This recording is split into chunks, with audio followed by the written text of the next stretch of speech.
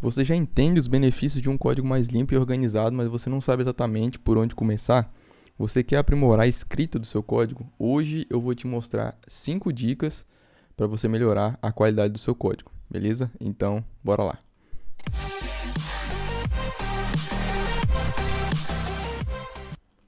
Fala galera, beleza? Juno Alves aqui. Bom, vamos lá. Dica 1, né? Use nomes descritivos para variáveis, tá? Bom, nesse exemplo aqui, é um exemplo clássico, né? Então eu coloquei alguns itens aqui que são bem comuns. Você já vai entender o porquê que a organização do código está assim, daqui a pouco a gente vai falar sobre isso, tá? Antes de eu continuar, já estava esquecendo, tem um blog, um post no DevTool, que foi o que me inspirou a fazer esse vídeo aqui, que eu achei bem interessante. Eu vou deixar o link aí nos comentários, tá? E na descrição também do vídeo, para você dar uma olhadinha depois, que ele deixa lá 10 dicas para você melhorar ali, escrever um código mais limpo, tá? Eu trouxe 5 aqui, e aí se vocês gostarem desse formato, aí a gente pode fazer uma parte 2, parte 3. Eu posso trazer cada vez mais dicas aí, sei lá, uma vez por semana, uma vez a cada 15 dias, não sei, depende de vocês aí nos comentários, beleza? Mas é um tipo de vídeo mais dinâmico, eu acho que é interessante. Mas aí eu fico esperando o feedback de vocês aí nos comentários, beleza?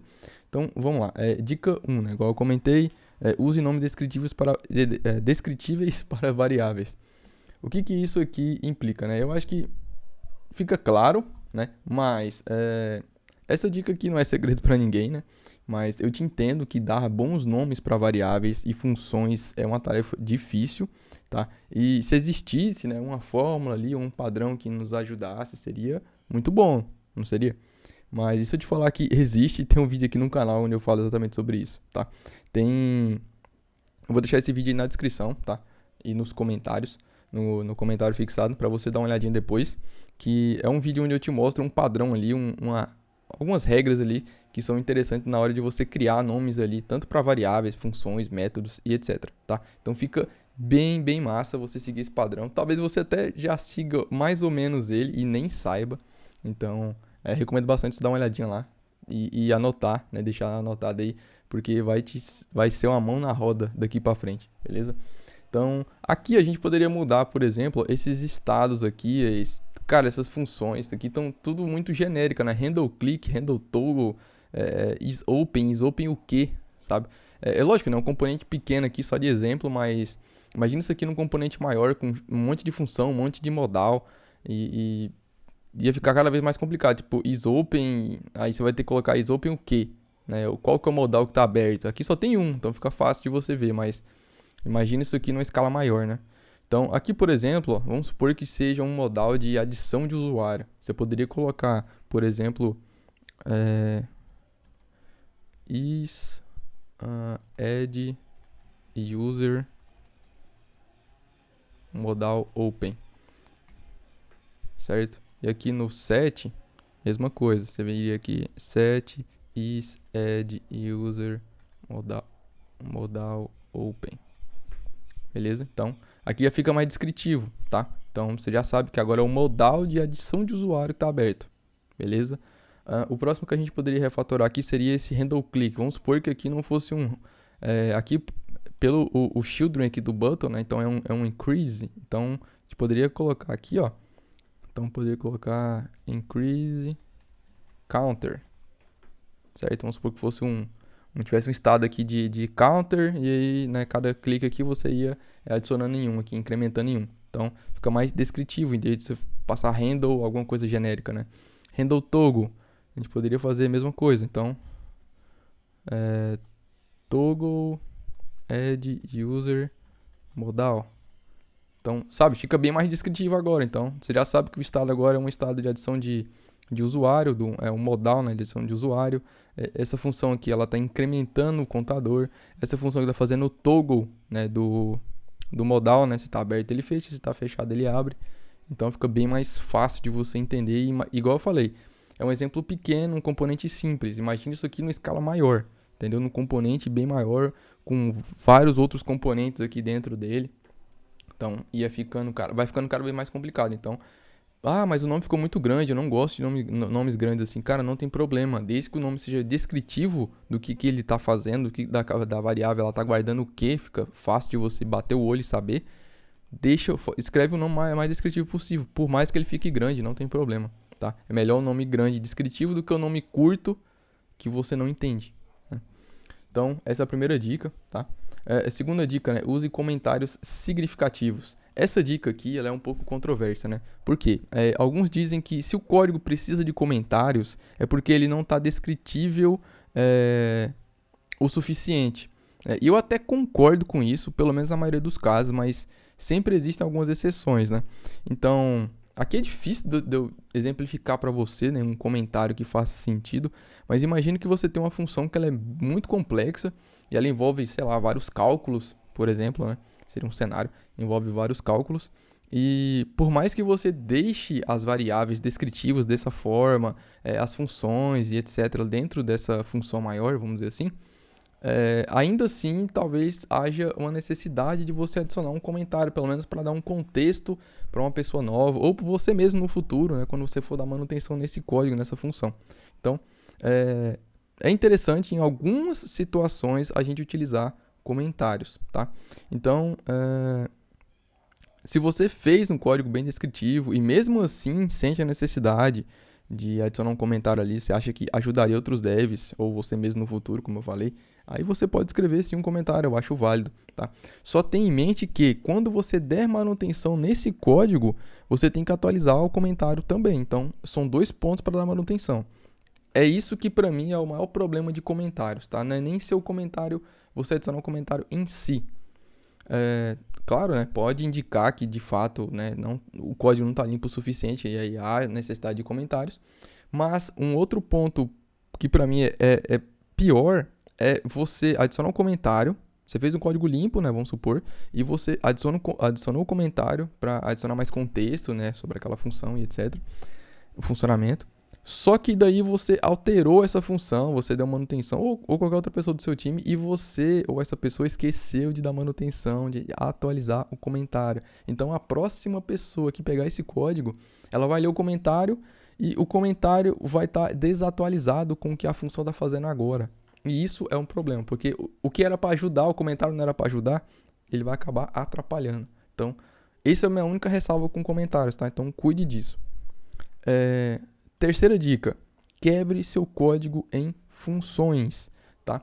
Se você acompanha mais tempo aqui o canal, você sabe que eu bato muito nessa tecla, principalmente aqui dentro do React, com React Hooks. Sempre crie custom hooks para a sua parte de lógica, entendeu? Não tenha essa parte de lógica aqui dentro do componente. Não é responsabilidade do componente essa parte aqui. E ainda mais se você testa, né, você cria seus testes ali automatizados aqui, testes unitários, testes de integração. Você sabe o quão trabalhoso é você testar esse tipo de coisa aqui dentro. Então, você separando isso aqui no Custom Hook, fica mais fácil de reaproveitar isso depois e fica mais fácil de testar também. E, né, você está separando as responsabilidades, né? O componente, a responsabilidade dele única e exclusivamente deveria fazer o render do componente. Era isso, só isso, certo? Parte de cálculo, parte de lógica, regra de negócio, custom hooks, beleza? Então, se você quer aprender mais sobre isso, tem vários vídeos aqui no canal onde eu explico sobre essa parte, testes também de custom hooks, como é que a gente faz, quando criar um custom hook, enfim, tem muito conteúdo de React aqui, tem uma playlist com porrada de vídeos. Também eu vou deixar o link na descrição aí nos comentários para você dar uma olhadinha depois, tá?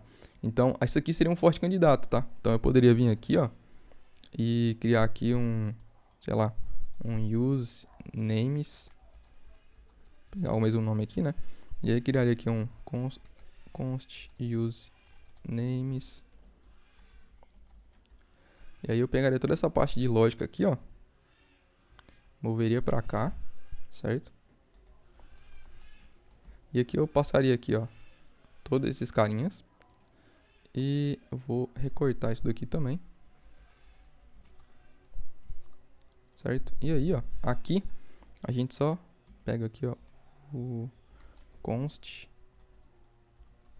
use names increase add e o toggle modal. Eu gosto de colocar assim. Esse set aqui a gente não tá usando, então nem precisava importar ele daqui, né? Aliás, exportar, então remover ele daqui. Então, olha só, fica bem mais limpo, né? Então, sempre separe ali as suas funções, quebre, né, o seu código em funções, ainda mais aqui dentro do React, como eu comentei, com os custom hooks e componentes, né? Vamos lembrar também que todo componente, né, é uma função, então você criar componentes que são especializados em uma única coisa, é fácil de você reaproveitar ele em várias partes ali dentro do seu projeto. Então fica bem mais fácil de testar, fácil de reaproveitar, etc. Tem todas essas vantagens, né? Então, componente também, como um componente é uma função, ele também entra exatamente nessa regra aqui. Tá, quarta dica, utilize espaços em branco efetivamente. Agora é o porquê eu tinha feito essa zona aqui, ó. Cara, isso aqui chega a me arde o olho, mas tava aguentando até agora. Porque existem várias vezes, vários componentes ali, funções, etc., que são bem grandes. E aí, por algum motivo, algumas pessoas, inclusive até talvez você que está assistindo o vídeo aí, talvez prefira não utilizar tantos espaços, né? Então, pode deixar tudo bem. Eita! Pode deixar tudo bem um em cima do outro, etc. Igual aqui, não tem uma quebra de linha aqui, ó, não tem uma linha entre o return e a parte aqui de cima. Aqui, se eu quiser fazer isso daqui, o SLint tá me deixando fazer, não era para deixar, mas beleza. Mas aqui, então, aqui ainda tá mais simples, porque como eu tô usando essa extensão do Codium, inclusive se você quer aprender aí, quer saber as extensões que eu utilizo aqui, etc., essa extensão de IA que eu utilizo aqui, tem vídeo aqui no canal, tá? Também, se eu lembrar, eu vou deixar o link aí nos comentários para você ver depois. Tá, lá eu mostro todos os plugins aqui, as extensões que eu utilizo aqui dentro do meu VS Code, configurações, temas, etc. É um assunto que vocês me perguntam bastante, então tem um vídeo para isso aqui no canal. Só que eu particularmente não gosto, tá? Eu prefiro colocar espaços, tá? Porque fica mais fácil de você identificar, igual nesse caso aqui, ó. Poderia ter um espaço aqui. Aqui não há tanta necessidade porque é um componente pequeno, mas imagino que seja um componente grande. Então é legal você separar ali por contextos, né? E aí você ir separando por espaços, né? Então, tipo, aqui é o header, aqui é um botão que faz uma coisa, aqui é um botão que faz outra coisa, não tem nada a ver, né? São funcionalidades diferentes. Aqui no teste também, ó, no teste, aqui, ó, o SLint nem me deixa fazer esse tipo de coisa, né? Então, se eu tentar deixar tudo junto, ele já nem me deixa. Aqui, por exemplo, ó, você poderia escrever o teste dessa forma? Sim, não tem problema, tá? Mas eu prefiro separar um pouco, sabe? Tipo, aqui é o arranjo, né? Como a gente fala aqui nos testes. Aqui, essa parte aqui poderia estar aqui dentro? Poderia. Eu geralmente gosto de colocar numa variável a parte, né? Até para reaproveitar. Nesse caso aqui, de novo, é um exemplo bem simples para o vídeo. Mas imagina um teste de um componente mais complexo, que você tem ações, né? Que você interage com o componente, ou um hook aqui, ó. Você interagiria com esse toggle e você teria que checar se quando você chamasse o toggle, de fato o estado mudou. Aí você teria que utilizar o action, né? Você fazer esse act em cima do componente aqui da parte que está sendo testado. Nesse caso seria um custom hook. E é interessante você separar isso por espaços, né? Utilizar os espaços em branco aqui de forma efetiva. Deixa o código bem mais simples de você ler do que tudo, né, embolado ali um em cima do outro. Lógico que existem exceções também, tem gente que acaba exagerando, né, e colocando espaço até onde não precisaria e acaba, em vez de ajudar, complica, né? Mas espero que você tenha entendido aqui o meu ponto de vista. E por último, né, dica 5, utilize um coding style consistente. Então, utilize um linter, o SLint mais o Prettier é uma excelente combinação para manter o padrão de código ali no seu projeto, ainda mais quando você está trabalhando com um time. Então, tem vários vídeos aqui no canal também, onde eu te mostro, né, como eu configuro meus projetos, padrões e plugins que eu utilizo e que me ajudam a manter, né, sempre manter esse padrão. Vou deixar também o link nos comentários, tá? Então, igual esse exemplo que eu te falei aqui, ó, então eu nem conseguiria fazer esse tipo de coisa. Tá? Aqui se eu tivesse outros imports também, ele tem um plugin aqui que ele organiza automaticamente os imports, que é inclusive esse plugin que está reclamando aqui, ó. Opa, esse aqui não, aqui no teste. Então a gente tem aqui, ó, esse import helpers, né? Esse order imports. Então a gente consegue configurar tudo isso daqui, colocar por contexto e etc. Os imports que são meus, os imports que são de libs terceiras, os imports que são relativos e etc. Você consegue configurar tudo isso e adicionar automaticamente uma linha em branco, aí casa até com a dica anterior, para separar e deixar bem organizado. Imagina um componente grande que tem vários imports, e aí aqueles imports, aquela bagunça, né? Então, esse plugin aqui, quando você salva, ele já automatiza isso graças ao SLint, em combinação com o Prayer também. Então, recomendo bastante você utilizar um coding style consistente, tá? Então, essas foram algumas dicas para você melhorar seu código. Use nomes descritivos para suas variáveis, use comentários significativos, quebre o seu código em funções, utilize espaços em branco de forma efetiva, use um code style consistente. Claro que essas são apenas sugestões para você, tá? É importante seguir um padrão que seja confortável para você e seu time. Tem que ser algo que ajude vocês e não que seja um empecilho, né? Agora eu quero saber de você. Deixe aí suas dicas, né, para melhorar o código. Daí eu posso trazer uma parte 2, quem sabe a parte 3. Deixe nos comentários suas dicas aí para criar um código mais limpo, beleza? E não se esquece, né, que tem vários links aí nos comentários, beleza? Então, grande abraço, galera. Valeu, falou e até a próxima.